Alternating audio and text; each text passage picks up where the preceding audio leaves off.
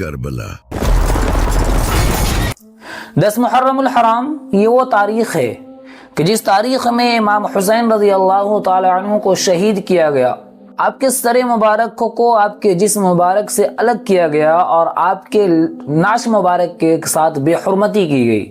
استقبال ایک مرتبہ پھر اس ویڈیو میں ہم جانیں گے کہ کن لوگوں نے امام حسین رضی اللہ تعالی عنہ کو شہید کیا اور کیوں یہ واقعہ پیش آیا، کب یہ واقعہ پیش آیا، اور آپ کو شہید کرنے والوں میں سے کون لوگ تھے اور کنہوں نے آپ سے بے وفائی کی، اور اس زمانے میں یزیدی کون ہے اور حسینی کون ہے، خود حضرت حسین رضی اللہ تعالی عنہ کے زبانی یہ جانیں گے۔ لیکن اس سے پہلے آپ سے گزارش ہے کہ اگر آپ واقعتاً حسینی ہیں اور آپ امام حسین رضی اللہ تعالی عنہ سے محبت رکھتے ہیں اور ان کے بارے میں جاننا چاہتے ہیں تو خدا را اس ویڈیو کے آخر تک بنے رہیں اور اپنی رائے کا اظہار ضرور کریں۔ ام فضل جو حضرت عباس رضی اللہ تعالی عنہ کی بیوی تھی، انہوں نے ایک خواب دیکھا، اور خواب دیکھنے کے بعد آپ صلی اللہ علیہ وسلم کے پاس دوڑتی ہوئی آئی اور کہا، اے اللہ کے نبی صلی اللہ علیہ وسلم، میں نے ایک ایسا خواب دیکھا ہے جو مجھے تڑپانے پر مجبور کر دیا، اس خواب کو دیکھنے کے بعد میں پریشان ہو گئی۔ آپ صلی اللہ علیہ وسلم نے فرمایا کہ خواب بیان کرو۔ ام فضل نے خواب بیان کیا کہ اللہ کے نبی صلی اللہ علیہ وسلم، میں نے خواب میں یہ دیکھا کہ آپ کے جسم مبارک سے گوشت کا ٹکڑا کٹتا ہے اور میرے گود پر گرتا ہے۔ اس خواب نے مجھے پریشان کر دیا۔ آپ صلی اللہ علیہ وسلم نے فرمایا کہ اس میں گھبرانے کی کوئی بات نہیں ہے، تو خوشخبری ہے کہ ایک اولاد ہمارے ہاں پیدا ہوگا جو تمہاری گود میں پرورش پاوے گا۔ اور غالباً 15 رمضان 3 یا 4 یا 6 ہجری کو آپ کی پیدائش ہوئی۔ آپ کے پیدائش کے بعد آپ صلی اللہ علیہ وسلم آپ کی بیٹی حضرت فاطمہ رضی اللہ تعالی عنہ کے ہاں تشریف لائے، اور آپ صلی اللہ علیہ وسلم نے خود اذان اور اقامت کہی، اور اس کے بعد کھجور کو چبا کر آپ رضی اللہ تعالی عنہ کے منہ پر ڈالا۔ حضرت حسین رضی اللہ تعالی عنہ بچپن سے ہی سلیقہ مند، با وفا اور نیک سیرت کے مالک تھے۔ آپ کی فضیلت کے لیے اتنی کافی ہے کہ آپ صلی اللہ علیہ وسلم جنت کے جوانوں کا سردار بتلایا۔ آپ صلی اللہ علیہ وسلم ایک مرتبہ نماز پڑھ رہے تھے، سجدے میں کافی تاخیر ہو گئی، ایک صحابی کھڑے ہو گئے، ایک صحابی اٹھ کر دیکھنے لگے کہ کیا بات پیش آ گئی۔ جب آپ صلی اللہ علیہ وسلم نماز سے فارغ ہوئے، صحابہ نے پوچھا کہ اللہ کے نبی صلی اللہ علیہ وسلم یہ اتنی تاخیر کیوں؟ آپ صلی اللہ علیہ وسلم نے فرمایا کہ جب میں سجدے میں گیا تو حسین میری پیٹھ پر آ کر بیٹھے، میرا جی نہیں چاہا کہ میں حسین پیٹھ میں ہو اور میں سجدے سے اٹھ جاؤں۔ اب جوانی میں اپنے باپ حضرت علی رضی اللہ تعالی عنہ کے ساتھ رہے، ان کے ساتھ ہر جنگ میں شریک رہے، اور ان کے ساتھ ایک باوفا بیٹا بن کر آپ نے زندگی گزاری۔ حضرت امیر معاویہ رضی اللہ تعالی عنہ کے وفات سے پہلے سب کچھ ٹھیک تھا۔ حضرت علی رضی اللہ تعالی عنہ کے وفات کے بعد سارے لوگوں نے حضرت حسن رضی اللہ تعالی عنہ کو امیر المؤمنین منتخب کیا، لیکن حضرت حسن رضی اللہ تعالی عنہ غالباً 4 یا 6 مہینے خلافت سنبھالنے کے بعد مسلمانوں میں جو آپسی رنجش ہوئی تھی، اس رنجش کو ختم کرنے کے لیے امیر معاویہ رضی اللہ تعالی عنہ کو خلافت سونپ دی۔ امیر معاویہ جب تک حیات سے رہے تب تک سب کچھ مسلمانوں میں امن و سکون کا معاملہ رہا، کسی طریقے سے کوئی رنجش اور کسی طریقے سے کوئی لڑائی جھگڑا نہ واقع تھا۔ لیکن امیر معاویہ رضی اللہ تعالی عنہ نے اپنی وفات سے پہلے یزید کو امیر منتخب کر دیا۔ اس کے بعد یزید کی خلافت کے لیے لوگوں سے بیعت لینا شروع کر دیا گیا، اور امیر معاویہ رضی اللہ تعالی عنہ کے حیات میں ہی حسین رضی اللہ تعالی عنہ اور مدینے میں جو بڑے صحابہ تھے، عبداللہ بن زبیر، عبداللہ بن عمر، عبداللہ بن عباس وغیرہ جو بڑے صحابی تھے، ان تک یہ خبر پہنچائی گئی، لیکن انہوں نے صاف لفظوں میں انکار کر دیا کہ یزید اس لائق نہیں ہے کہ اسے مسلمانوں کا خلیفہ بنایا جائے، کیوں فاسق اور فاجر تھا۔ حضرت امیر معاویہ رضی اللہ تعالی عنہ نے وفات سے پہلے یزید کو بلایا اور وصیت کی، آپ صلی اللہ علیہ وسلم سے قرابت کی وجہ سے حضرت حسین رضی اللہ تعالی عنہ کا اعزاز اور اکرام اور احترام ہمیشہ کرنا، اور انہوں نے یہ بھی وصیت کی کہ مجھے ڈر ہے کہ اہل عراق کوفہ والے تمہیں حضرت حسین رضی اللہ تعالی عنہ کے خلاف کہیں کھڑا نہ کر دیویں۔ امیر معاویہ رضی اللہ تعالی عنہ کے وفات کے بعد یزید نے خط لکھا مدینے کے جو والی تھے ولید بن عتبہ بن ابی سفیان، ان کو خط لکھا اور لکھا کہ حضرت حسین رضی اللہ تعالی عنہ کو میری خلافت کے لیے بیعت لینے پر مجبور کرو۔ حسین رضی اللہ تعالی عنہ کو بلایا گیا۔ حضرت حسین رضی اللہ تعالی عنہ نے کہا کہ مجھے اس معاملے میں مہلت چاہیے، اگر میں بیعت لوں گا تو لوگوں کے سامنے لوں گا، جو بھی معاملہ ہوگا میں لوگوں کے سامنے کھلے طور پر کہوں گا۔ اس کے بعد حضرت حسین رضی اللہ تعالی عنہ مکہ تشریف لے گئے۔ وہاں عبداللہ بن زبیر، عبداللہ بن عباس اور عبداللہ عمر موجود تھے۔ کوفہ سے خطوط آنا شروع ہوا، ہم یزید کے ساتھ نہیں ہیں، ہم آپ کے ہاتھ پر بیعت ہونا چاہتے ہیں۔ تاریخ لکھنے والوں نے لکھا ہے کہ یہ خطوط سینکڑوں مرتبہ یہ لکھا گیا۔ حضرت حسین رضی اللہ تعالی عنہ نے کوفہ جانے کا ارادہ کیا تو عبداللہ بن زبیر اور عبداللہ بن عمر اور عبداللہ بن عباس نے آپ رضی اللہ تعالی عنہ کو منع فرمایا اور کہا کہ اہل عراق جو ہیں وہ باوفا نہیں ہیں، وہ آپ کی بے حرمتی کریں گے اور آپ کو جان سے مارنے کی کوشش کریں گے۔ حضرت حسین رضی اللہ تعالی عنہ نے کہا کہ انہوں نے اتنے سارے خطوط لکھے ہیں، اب اتنے سارے خطوط کے بعد ان کو انکار کرنا غیر مناسب بات ہے۔ پھر حضرت حسین رضی اللہ تعالی عنہ نے کہا کہ میں اپنے چچا زاد بھائی مسلم بن عقیل کو روانہ کرتا ہوں، وہ جا کر کوفہ کے حالات معلوم کریں گے اور جو بھی حالات ہوگا اس سے مجھے آگاہ کریں گے، اس کے بعد میں اپنے سفر کا ارادہ کروں گا۔ مسلم بن عقیل کو بھیجا گیا۔ مسلم بن عقیل کوفہ آئے، مختار نامی شخص کیا وہ تشریف رکھے۔ اس وقت کوفہ کے جو امیر تھے نعمان بن بشیر رضی اللہ تعالی عنہ اس وقت امیر مقرر تھے یزید کی طرف سے۔ جب مسلم بن عقیل کوفہ پہنچے، لوگ جوق در جوق آپ رضی اللہ تعالی عنہ سے ملنے کے لیے آئے اور ان کے ہاتھ پر امام حسین رضی اللہ تعالی عنہ کی طرف سے بیعت کرنا شروع کر دیا۔ لکھنے والوں نے لکھا کہ روزانہ تقریب لوگ آتے تھے اور حسین رضی اللہ تعالی عنہ کے نام پر بیعت کرتے تھے۔ جب مسلم بن عقیل نے دیکھا کہ یہاں کا حالات بالکل سازگار ہے اور لوگ جو ہے یزید کی حکومت کو ماننے کے لیے تیار نہیں ہیں، تو آپ رضی اللہ تعالی عنہ نے حسین رضی اللہ تعالی عنہ کو خط لکھا کہ آپ کوفہ تشریف لا سکتے ہیں، یہاں کے لوگوں کا دل آپ کے لیے بالکل صاف ہے اور یہاں کے لوگ آپ کے منتظر ہیں۔ حسین رضی اللہ تعالی عنہ کو یہ خط لکھ دیا گیا۔ اس کے بعد نعمان بن بشیر کو، جو اس وقت وہاں کے امیر تھے، کچھ لوگوں نے شکایت کی یزید کے دربار میں کہ وہ مسلم بن عقیل کے معاملے میں ہلکا پن برت رہے ہیں اور ان کو ہر طریقے سے چھوٹ دے رکھی ہے۔ جب یزید کو یہ خبر پہنچی تو انہوں نے نعمان بن بشیر رضی اللہ تعالی عنہ کو معزول کر دیا اور عبید اللہ ابن زیاد کو وہاں کا نیا امیر منتخب کیا۔ یہ وہ بدبخت انسان ہے کہ جس کی وجہ سے پوری فساد اور پورا کربلا کا واقعہ پیش آیا۔ جیسے ہی کوفہ آیا اس نے اعلان کر دیا کہ یزید کے خلاف کسی طریقے کی کوئی بات وہ سننے کو تیار نہیں ہے۔ مسلم بن عقیل جو مسلمانوں کے طرف سے ایک حلیف بنا کر بھیجا گیا ہے، امام حسین رضی اللہ تعالی عنہ کی طرفداری کرنے کے لیے جو آیا ہے، اس کو فوراً اپنے گھر سے نکال دو اور جو بھی اس شخص کو پناہ دے گا میں اس کو قتل کر دوں گا۔ واقعہ کو مختصر کرتے ہوئے مسلم بن عقیل کو قتل کر دیا گیا، لیکن مسلم بن عقیل نے شہید ہونے سے پہلے ایک بات کہی کہ مجھے مہلت دی جائے کہ میرے ذمے کہ میں کچھ وصیت کر سکوں۔ انہوں نے وصیت کی اور کہا کہ حضرت حسین رضی اللہ تعالی عنہ تک یہ خبر پہنچا دینا کہ کوفہ والوں نے بے وفائی کی اور کوفہ والے اپنے وعدے سے پیچھے ہٹ گئے۔ یہ خط حضرت حسین رضی اللہ تعالی عنہ کو لکھ کر روانہ کر دیا گیا۔ بہرحال پہلا خط حضرت حسین رضی اللہ تعالی عنہ تک پہنچا اور وہ خط میں لکھا ہوا تھا کہ مسلم بن عقیل نے کہا تھا کہ یہاں کے حالات سازگار ہیں اور یہاں آپ تشریف لا سکتے ہیں۔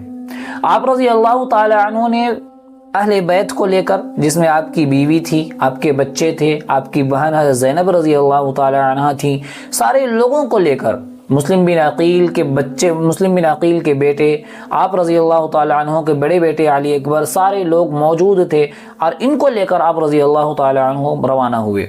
راستے میں ایک دو لوگوں سے ملاقات ہوئی، انہوں نے کہا کہ آپ کوفہ نہ جائیں، کوفہ کے لوگ بے وفا ہیں، وہ با وفا نہیں ہیں، وہ پیچھے ہٹ جائیں گے۔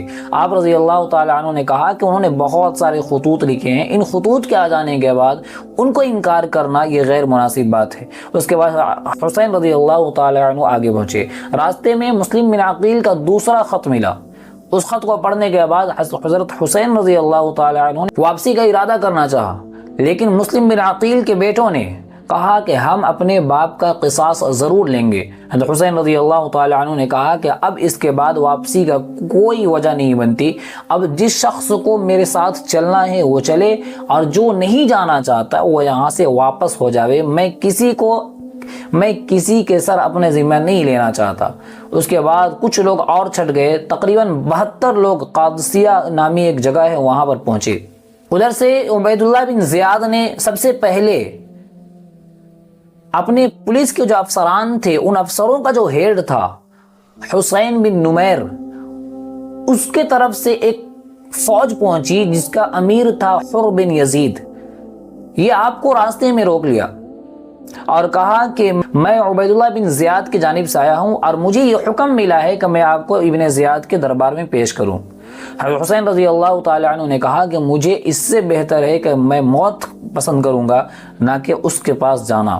اسی اثنا میں ظہر کی نماز کا وقت قریب ہو گیا۔ آپ رضی اللہ تعالی عنہ نے اپنے مؤذن کو حکم کیا کہ اذان دو، اقامت کی گئی۔ اس کے بعد آپ رضی اللہ تعالی عنہ نے حر بن یزید کو کہا کہ تم لوگ الگ نماز ادا کرنا چاہو گے یا ہمارے ساتھ نماز ادا کرو گے؟ حر بن یزید نے کہا کہ آپ ہی امامت کرائیں، ہم آپ کے پیچھے نماز ادا کریں گے۔ یہ تاریخ کا پہلا واقعہ ہے کہ دشمن ایک صف میں کھڑے ہو گئے اور نماز ادا کی گئی۔ اس کے بعد نماز ادا کرنے کے بعد آپ رضی اللہ تعالی عنہ نے پہلا خطبہ دیا اور کہا کہ میں یہاں پر آیا نہیں ہوں، مجھے بلایا گیا ہے، بہت سارے خطوط مجھے ملے، ان خطوط کی وجہ سے میں یہاں آیا ہوں، اگر یہ خطوط مجھے نہیں ملتے تو میں یہاں نہیں آتا۔ حر بن یزید نے کہا کہ مجھے ان خطوط کے بارے میں کوئی خبر نہیں ہے، مجھے بس اتنا حکم ملا ہے کہ میں آپ کو ابن زیاد کے دربار میں پیش کر دوں۔ حسین رضی اللہ تعالی عنہ نے کہا کہ تمہاری ماں روئے۔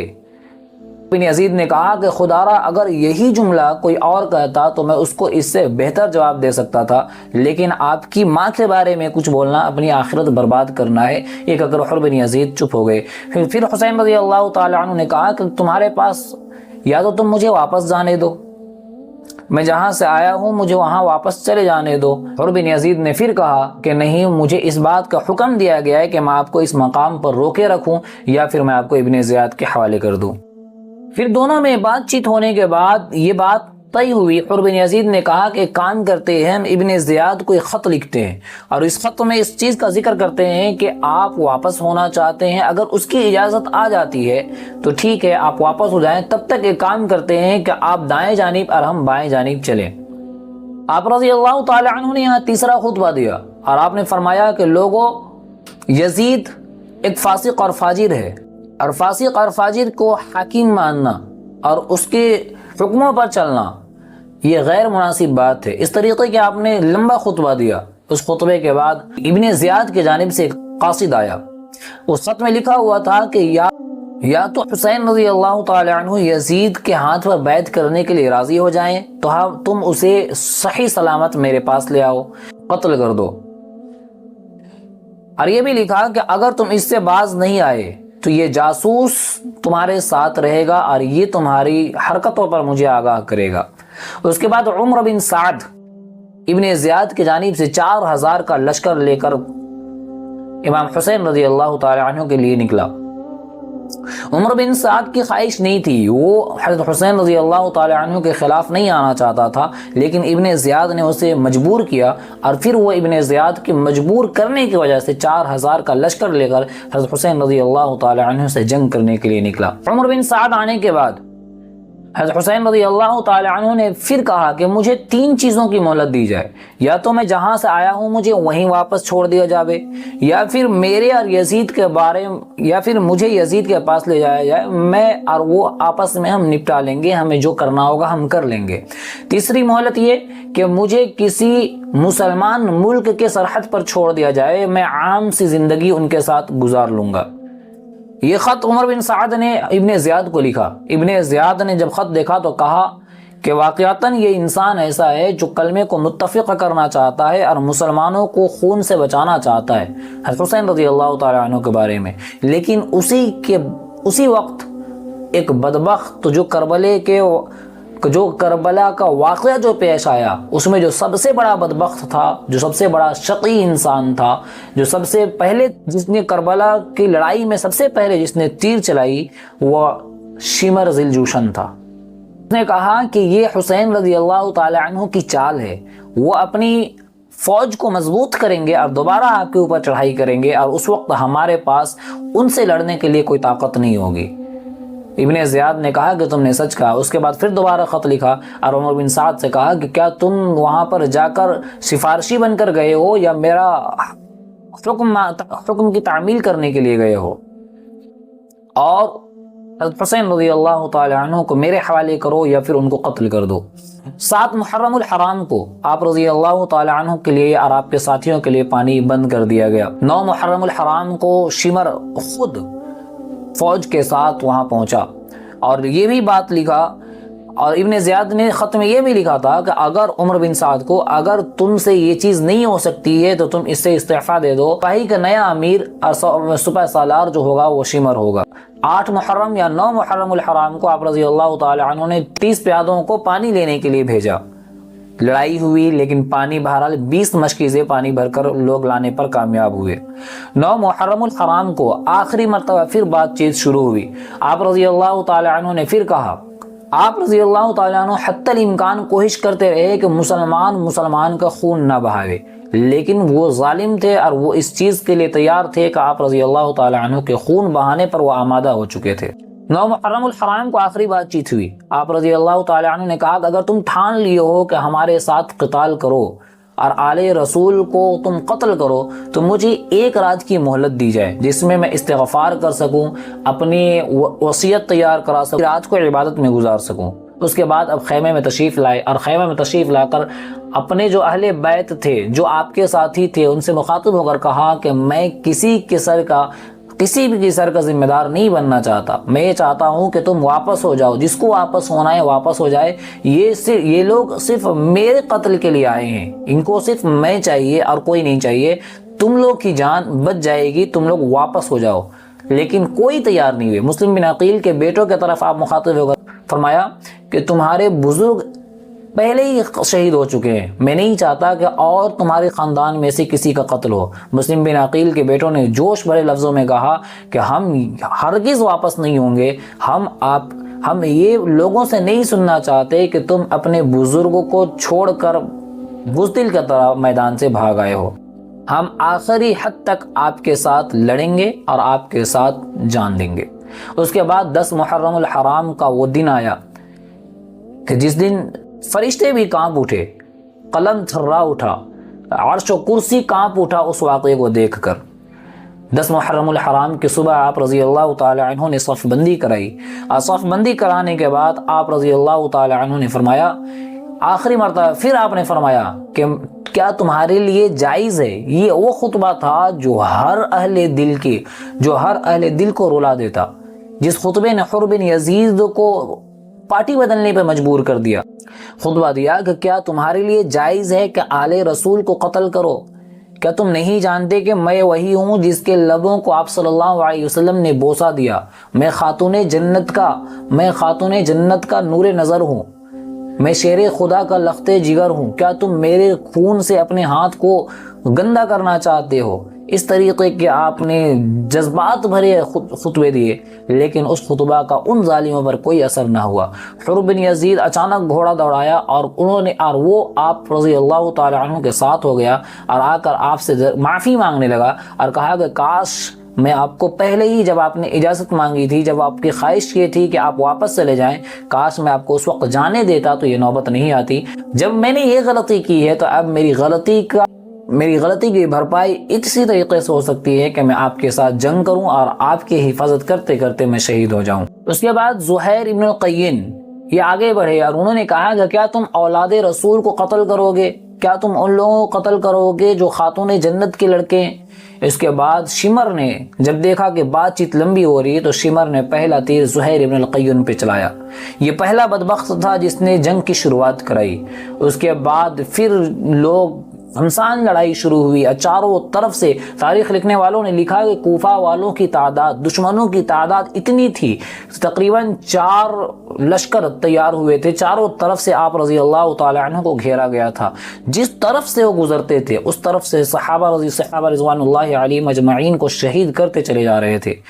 علی اکبر جو آپ رضی اللہ تعالی عنہ کے بڑے بیٹے تھے، وہ شعر پڑھتے ہوئے آگے بڑھے کہ میں علی بن حسین بن علی رضی اللہ تعالی عنہ اور میں اہل بیت سے تعلق رکھتا ہوں۔ اس طریقے کا جب شعر پڑھے اور آگے بڑھے تو ایک شقی انسان آگے بڑھا، رضی اللہ تعالی عنہ کے بڑے بیٹے علی اکبر کے سینے پر خنجر مارا اور آپ کو وہیں پر گرنے پر مجبور کر دیا۔ اس کے بعد کچھ اور بد نصیب آئے اور آپ کی لاش کو ٹکڑوں میں تبدیل کر دیا۔ آپ رضی اللہ تعالی عنہ ان کے پاس دوڑ کر گئے اور ان کو اپنے کندھے سے لگایا اور کہا کہ بیٹا، ان لوگوں کو خدا برباد کرے کہ جس نے تمہارے خون کو بہانے کی کوشش کی۔ اس کے بعد اپنے بڑے بیٹے کو کندھے پہ اٹھا کر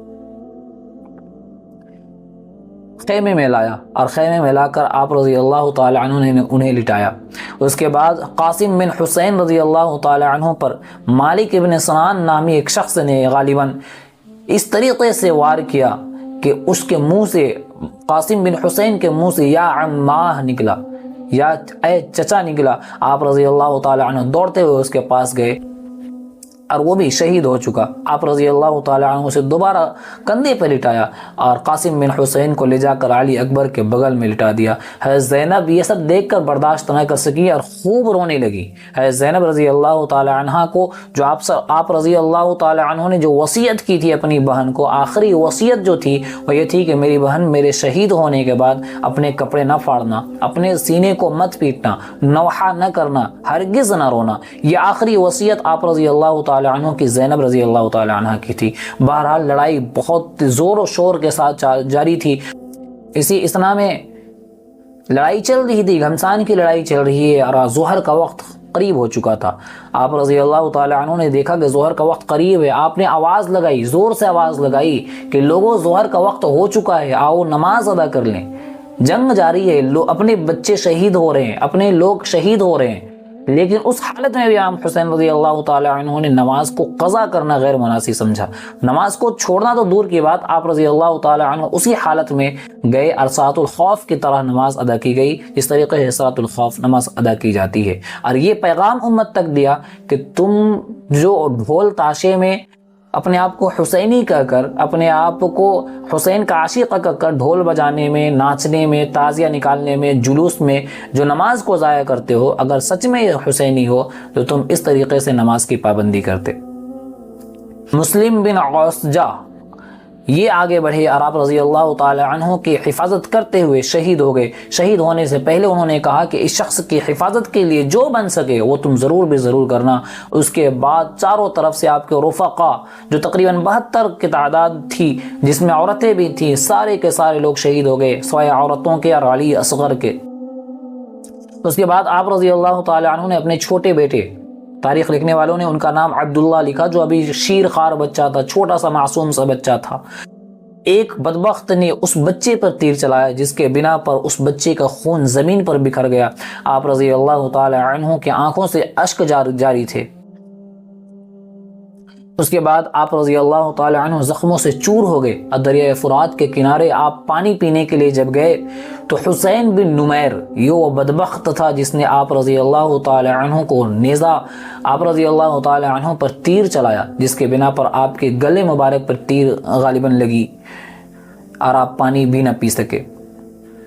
اس کے بعد آپ زخموں سے چور ہو گئے، لیکن تاریخ لکھنے والوں نے لکھا ہے کہ زخم سے چور ہونے کے بعد اب جس طرف جاتے تھے اس طرف لوگ بھیڑ اور بکری کے طرف دشمن بھاگتے تھے۔ جس طریقے سے بھیڑ اور بکری دشمن، جس طریقے سے شیر کو دیکھ کر بھیڑ اور بکری بھاگتے ہیں، اس طریقے سے حسین رضی اللہ تعالی عنہ جس طرف دشمنوں کے جتھے میں جاتے، دشمن اس طریقے سے ان سے دور بھاگتا تھا۔ جب شمر نے دیکھا کہ لوگ آپ رضی اللہ تعالی عنہ کو قتل کرنے سے ڈر رہے ہیں، آپ رضی اللہ تعالی عنہ کو شہید کرنے سے ڈر رہے ہیں اور آپ کے پاس جانے سے ڈر رہے ہیں، تو شمر نے کہا کہ ایک بارگی آپ رضی اللہ تعالی عنہ پر حملہ کیا جائے، اور سارے لوگوں نے ایک بارگی آپ رضی اللہ تعالی عنہ پر حملہ کیا۔ شمر نے یزید بن خالد کو کہا کہ تم جا کر حضرت حسین کا سر کاٹ کے لاؤ۔ وہ آگے نہ بڑھا، اس کی ہمت نہ ہو سکی، آپ رضی اللہ تعالی عنہ شہید ہو چکے۔ اس کے بعد ایک شقی انسان، شقی القلب، مالک بن نصیر نامی غالباً وہ شخص آگے بڑھا اور آپ رضی اللہ تعالی عنہ کے سر مبارک کو آپ کے جسم مبارک سے الگ کر دیا۔ انا للہ و انا الیہ راجعون۔ یہ مختصر سا قصہ تھا، یہ وہ قصہ تھا کہ یہ واقعہ ہے کہ اس واقعے کو سن کر کوئی انسان ایسا نہیں ہے کہ جس کی آنکھ سے آنسو جاری نہ ہو۔ طریقے سے ان سے انتقام لیا گیا، اور آپ کے انتقال کے بعد آپ رضی اللہ تعالی عنہ کے چھوٹے بیٹے علی اصغر اور آپ کی گھر والیوں کے ساتھ کیا کیا معاملہ پیش آیا وہ سب کچھ جانیں گے اگلی ویڈیو میں۔ تب تک کے لیے اجازت، السلام علیکم ورحمۃ اللہ، اللہ حافظ۔